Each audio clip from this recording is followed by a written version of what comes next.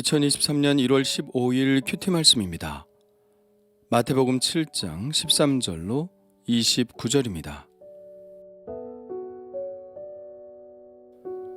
좁은 문으로 들어가라. 멸망으로 인도하는 문은 크고 그 길이 넓어 그리로 들어가는 자가 많고, 생명으로 인도하는 문은 좁고 길이 협착하여 찾는 자가 적음이라. 거짓 선지자들을 삼가라. 양의 옷을 입고 너희에게 나아오나 속에는 노략질하는 일이라. 그들의 열매로 그들을 알지니 가시나무에서 포도를 또는 엉겅퀴에서 무화과를 따겠느냐. 이와 같이 좋은 나무마다 아름다운 열매를 맺고 못된 나무가 나쁜 열매를 맺나니, 좋은 나무가 나쁜 열매를 맺을 수 없고 못된 나무가 아름다운 열매를 맺을 수 없느니라. 아름다운 열매를 맺지 아니하는 나무마다 찍혀 불에 던져지느니라. 이러므로 그들의 열매로 그들을 알리라. 나더러 주여 주여 하는 자마다 다 천국에 들어갈 것이 아니오 다만 하늘에 계신 내 아버지의 뜻대로 행하는 자라야 들어가리라. 그날에 많은 사람이 나더러 이르되 주여 주여 우리가 주의 이름으로 선지자 노릇하며 주의 이름으로 귀신을 쫓아내며 주의 이름으로 많은 권능을 행하지 아니하였나이까 하리니, 그때 내가 그들에게 밝히 말하되 내가 너희를 도무지 알지 못하니 불법을 행하는 자들아 내게서 떠나가라 하리라.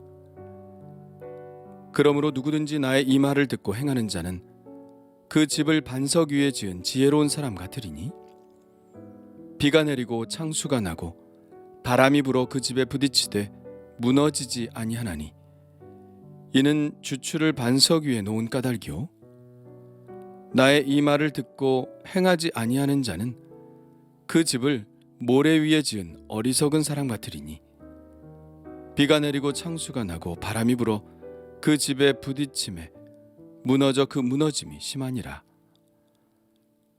예수께서 이 말씀을 마치심에 무리들이 그의 가르치심에 놀라니, 이는 그 가르치시는 것이 권위 있는 자와 같고 그들의 서기관과 같지 아니함일러라. 아멘.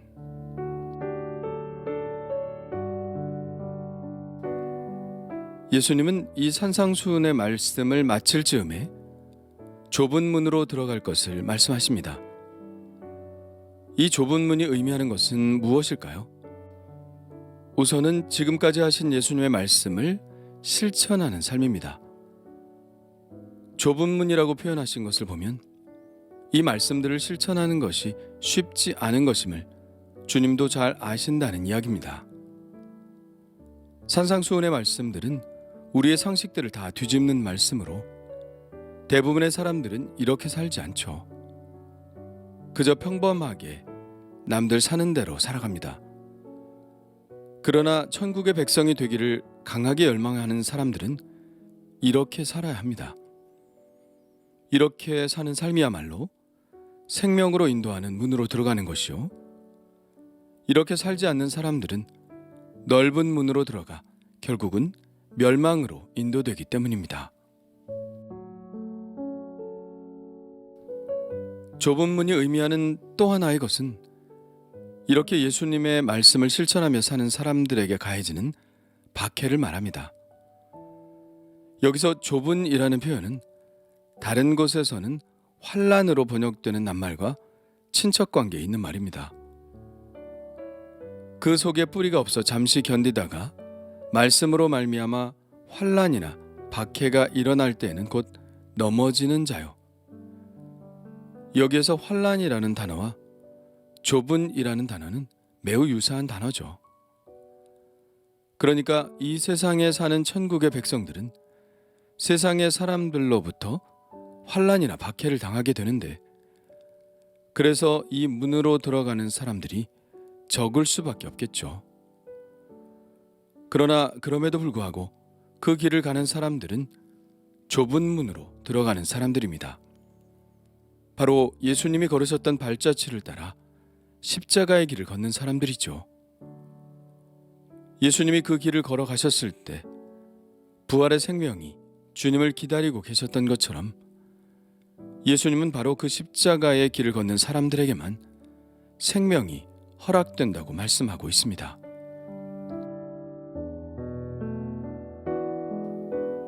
왜 이렇게 사람들이 예수님의 제자가 되려고 하지 않을까 하는 생각을 하게 되는데요. 어쩌면 그것이 당연한 것이 아닐까 하는 생각을 하게 됩니다. 이 길은 결코 넓지 않은 좁은 문이기 때문이죠. 그러나 진리를 아는 백성들인 우리는 그 문이 좁다고 그 문으로 들어가기를 거부할 수는 없습니다. 겸손하게 허리를 숙이고 이리저리 치이고 힘이 들어도 이 길을 가야 합니다. 우리는 멸망으로 가는 사람들이 아니라 생명으로 가기를 원하는 사람들이기 때문이죠. 우리 그리스도인들 앞에는 항상 두 가지 길이 있습니다. 보라, 내가 오늘 생명과 복과 사망과 화를 내 앞에 두었나니. 이 신명기에 나오는 두 가지 길의 표상처럼 우리에게도 늘 두 가지 길이 앞에 있게 될 것입니다. 그때 옳은 길을 분별하는 것은 그리 어렵지 않습니다. 예수님의 이 말씀을 염두에 두면 되죠. 사람들이 많이 가는 쪽으로 갈 것인가? 사람들이 잘 가지 않는 곳으로 갈 것인가? 사람들이 많이 가지 않는 곳으로 가는 것, 그 길이 바로 정답입니다.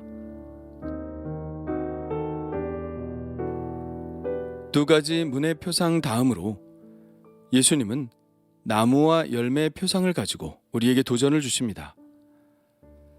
거짓 선지자들을 분별하는 방법은 열매입니다. 나무를 보고 그 나무가 어떤 나무인지를 분명하게 아는 것은 웬만한 전문가가 아니면 쉽지 않습니다. 가장 확실히 구별하는 방법은 바로 열매인 것이죠. 열매를 보면 그 나무가 어떤 나무인지 분별할 수 있습니다. 우리가 선지자인 체 하는 거짓 선지자들을 한눈에 알아본다는 것은 불가능합니다. 그러나 알 수 있는 방법이 분명히 있죠. 좋은 나무가 나쁜 열매를 맺을 수 없고 못된 나무가 아름다운 열매를 맺을 수 없는 것처럼 거짓 선지자는 결국 그가 맺은 열매들로 그 실체가 드러나게 될 것입니다. 여기서 거짓 선지자들은 분명 교회 안에 있는 경건해 보이는 그리스도인들을 말할 것입니다. 그들은 겉으로 보기에는 매우 경건해 보이고 최고의 그리스도인인 것처럼 보일지 모릅니다. 그러나 그들이 진지하게 이 쉽지 않은 예수님의 말씀을 실천하지 않는다면 그들은 아무런 좋은 열매도 맺지 못하게 될 것입니다. 열매는 한순간의 치장으로 되는 것이 아닙니다. 오랜 시간 인내 과정을 통해서 맺어지는 것이죠. 어떤 사람이 이 예수님의 말씀을 진지하게 받아들이고 그 말씀들을 실천하는 좁은 문으로 들어가기를 힘쓴다면 그 사람에게는 주님이 맺으시는 귀하고 좋은 열매가 맺혀지게 될 것입니다.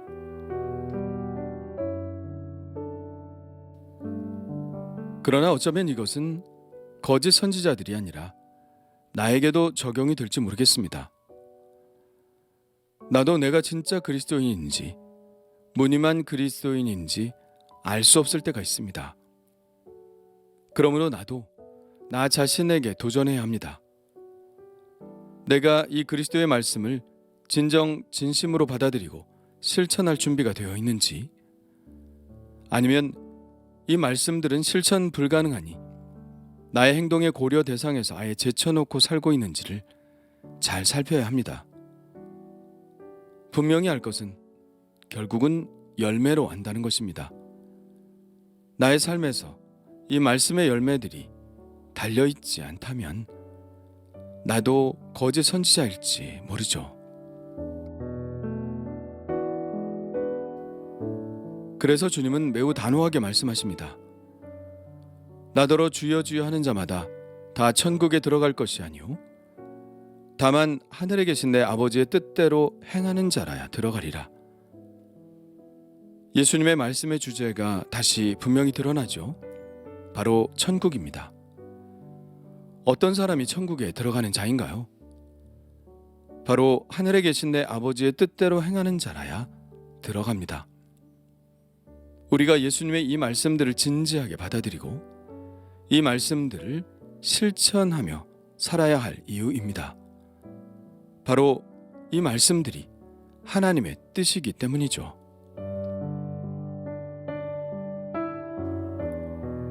우리는 이 예수님의 단호한 말씀이 우리가 알고 있는 또 다른 말씀들과 부딪히는 말씀은 아닌지 의심하게 됩니다.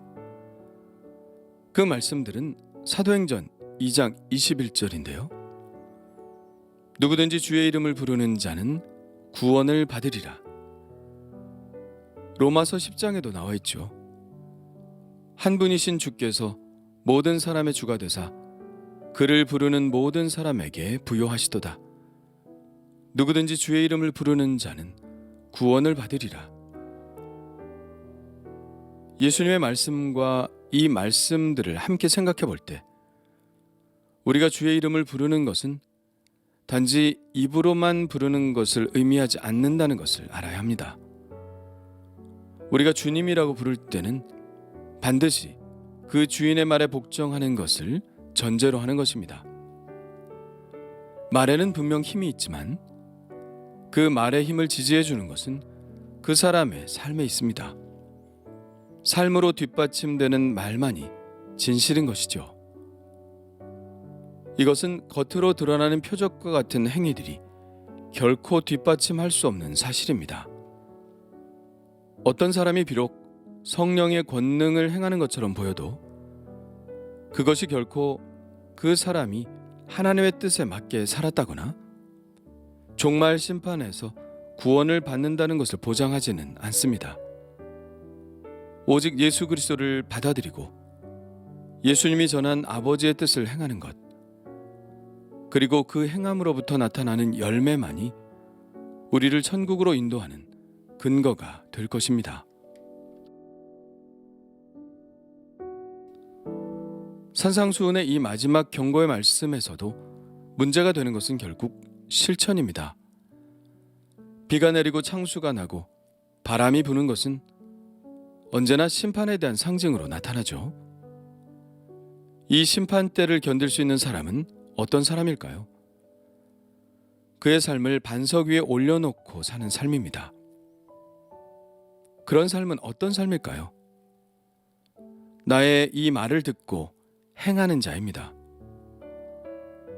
우리는 진리를 그저 말로 진술하는 것쯤으로 생각합니다. 진리는 말해지는 것이라고 생각을 하고 있죠. 이것은 진리를 거울에 비유하는 그리스적 진리의 개념을 가지고 있기 때문입니다. 그리스적 진리는 어떤 사물을 거울에 비추듯 있는 사실을 그대로 반영하는 것이 진리입니다. 그러나 히브리적 진리는 그곳에 사람들이 집을 지을 수 있는 것입니다. 사람이 그곳에 살 수 있는 바탕이 되는 것, 바로 그것이 진리죠. 그래서 예수님은 이렇게 말씀하셨습니다. 내가 곧 길이요 진리요 생명이니 나로 말미암지 않고는 아버지께로 올 자가 없느니라. 길과 진리는 같은 것입니다. 사람이 실제로 가야 할 길과 진리는 같은 것이죠. 진리를 품고 그 진리대로 그 길을 걸어갈 때 생명에 이르게 되는 것, 그것이 바로 예수님께서 말씀하고 계시는 진리입니다. 진리는 삶으로 실천되어져야 합니다. 진리를 삶으로 실천하는 것이 열매이고 그 삶에 열매가 있는 사람들을 하나님은 생명으로, 당신의 나라로, 바로 주님이 말씀하시는 천국으로 인도하시는 것이죠. 그렇다면 나는 어떤가요? 나에게 진리는 그저 말인가요? 진술인가요? 아니면 내가 그 위에서 집을 짓고 살고 있는 반석인가요? 나는 예수님이 말씀하신 이 진리를 품고 그 길을 걸어가는 사람인가요?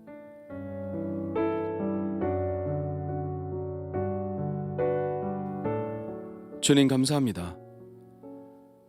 예수님의 이 산상수훈의 말씀을 실천하는 그 좁은 문으로 들어가게 하옵소서. 겉모습만 경건한 사람이 되지 않게 하시고 삶의 좋은 열매들을 맺는 그런 사람이 되게 하여 주옵소서. 간절한 마음으로 하나님의 뜻을 행하게 하시고 그 행함을 통하여 심판의 날에 흔들리지 않는 믿음으로 드러나게 하옵소서. 오늘도 말씀을 힘있게 실천할 수 있는 은혜를 주옵소서. 예수님의 이름으로 기도합니다. 아멘.